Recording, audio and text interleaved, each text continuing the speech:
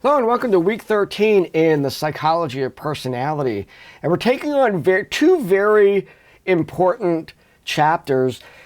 In fact, these two chapters and the one from last week were the reasons why I picked this particular textbook. I don't think it goes as far as I would like it to, because I think this is areas that we have avoided as psychologists.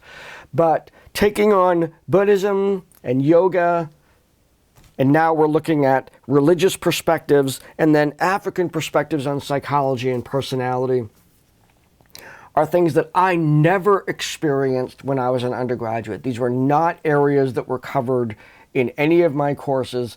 This is an emerging effort of correction, I believe, that the world of psychology has not been universal, not looking at some of these very, very important perspectives to help us understand how different people develop their personality.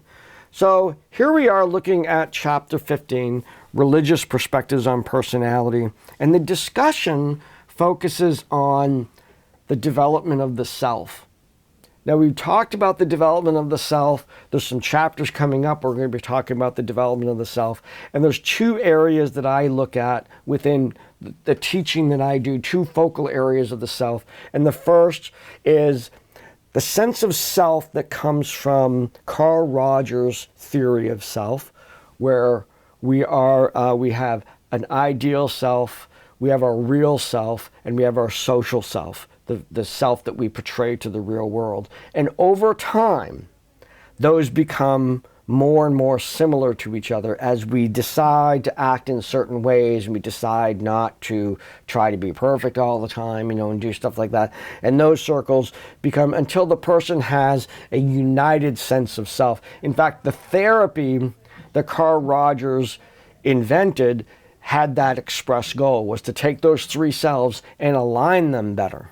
No, so you're actually achieving your ideals by living your true self, and that is what you throw to the world. That kind of unified personality, it was a goal set by Rogers within his theory.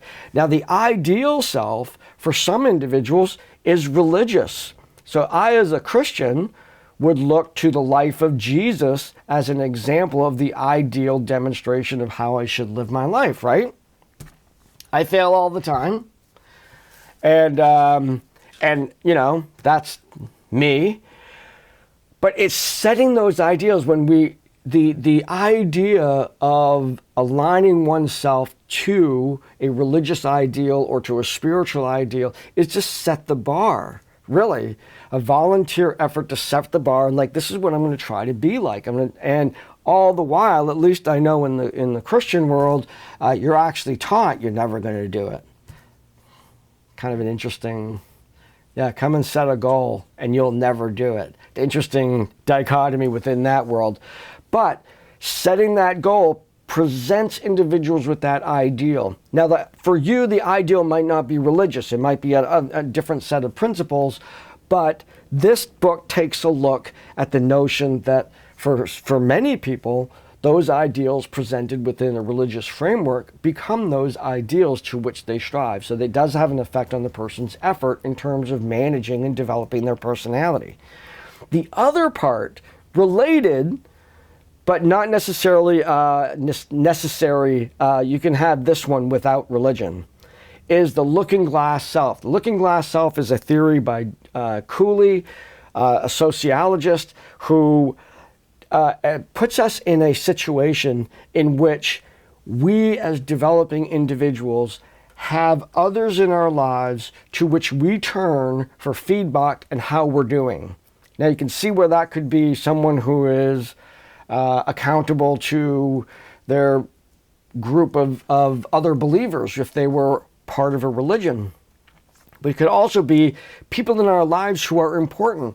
Now, early in life, those individuals include our parents and teachers and whatnot. Later in life, we start selecting people and putting them on what I call the looking glass self committee. Religion is a member of that committee, or we can see religious ideas and ideals being part of that committee. So I'm asking you in this discussion to talk about self, the sources of your ideal self, but also considering this notion of the looking glass self, of this external body that you turn to as an evaluative component of yourself. And if we take Cooley's theory right to its end, what we actually do is we embody that in ourselves.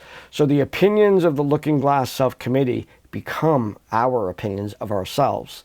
That is the power dynamic between that committee and ours. And hence, in my therapy, when I was doing that, was contending with this committee. How do we get rid of members? How do we recruit good members? What place does the committee stand in our lives? What do we do when we disappoint the committee? All of these things, taking a look at how do we move through life when we have these important people.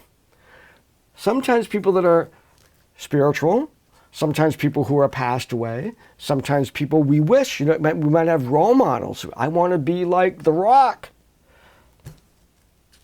That's a tip to you, Dwayne.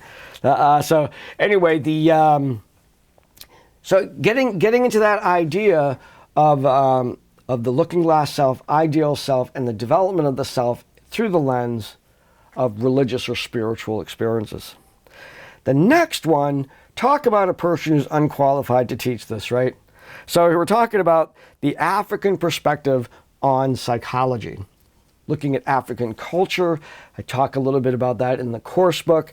My own personal fascination with the movie Black Panther, which was a breakout movie for exposure of African culture. Now, of course, Africa is a continent, lots of different countries and representations in there, and certainly also looking at the presentation of the diversity of African American culture.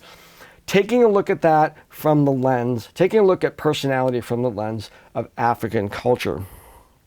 Now, one of the things that is pertinent to this African perspective, and possibly even to, we might see it also, at least in terms of my tiny little dot of experience, we can see it in terms of with Native Americans or in Canada, First Nation people. Individuals today looking at their ancient past as a sense of source of identity.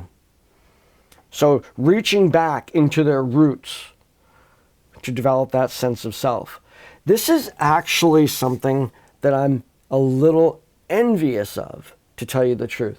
My upbringing myself comes from a French, Canadian, Irish standpoint, but there's not this sort of like Irish shtick going on. I do want to go there. I do want to go see the places where Kavanaughs have existed before.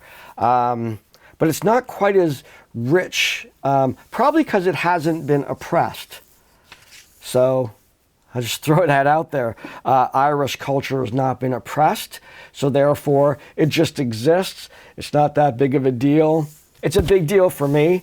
But I think what we get from reading about the African perspective here is the sense of a repressed sense of identity. Certainly we can see that in African American history, and we can see that in Native American history, the actual suppressing of those cultures, so that today, in order for people to get in touch with their cultural roots, they have to go back a real far time, because there's this whole time where certainly things were happening. These cultures continued to develop, but they got obstructed along the way.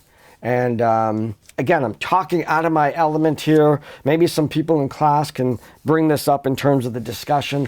Let's have an open discussion about this notion of reaching into our ancient, personal, historical, racial, cultural past to find senses of our identity. So that's what we'll be doing this week. So 2 discussions this week. That's it. Getting those discussions. Let's be fair and kind. We're talking about controversial issues such as race and religion.